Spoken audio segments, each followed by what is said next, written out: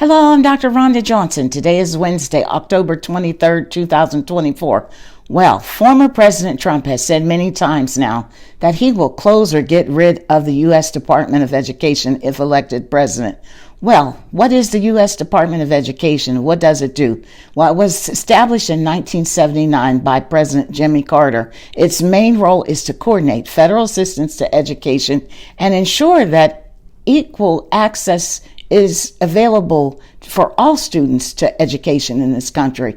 So if Trump eliminates this Department of Education, the impact will be huge because as of the most recent data I could find from 2022, approximately 45.5 million students were enrolled in public elementary, middle, and high schools across the United States. This accounts for 83% of all K through 12 students.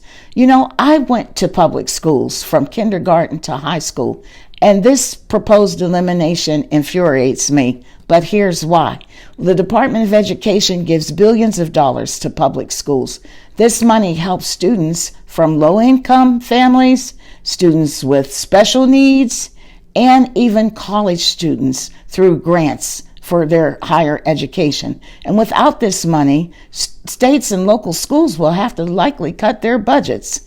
You know, states then would have full control over education. This means that every one of the 50 states could each decide its own standards. Some richer states may offer better programs, while poorer states could struggle to keep up. There will also be an impact on civil rights. The Department of Education makes sure that schools follow laws that will protect students with disabilities and ensure that they have access to education, as well as prevent discrimination against LGBTQ plus students. The department also manages student loans and grants for college. If students from low-income families have a harder time getting help to pay for college, you may see less students going to college.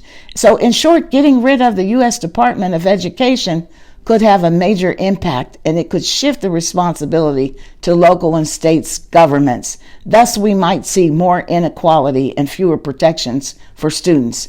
Now, you may wonder, why is a physician like Dr. Johnson speaking out on education? Well, folks, it's because education is linked to health. Better education is linked to higher incomes. Higher incomes are linked to better access to health care and the ability to live in healthier neighborhoods. Education also increases awareness of health risk and promotes behaviors that reduce illness and overall well-being. Folks, this is straight out of Project 2025. And this upcoming election can greatly impact the future of Americans' children through their ability to obtain high-quality public education. Closing the Department of Education will most certainly negatively impact the future of public education and negatively impact the future of our children. You know, not every child is born into wealth into this country. Not every child has the opportunity, like President Trump, to attend private elite schools or elite boarding schools. But today, every child in this country has an opportunity to attend a public school in this nation. Folks, I want to save our system of public education.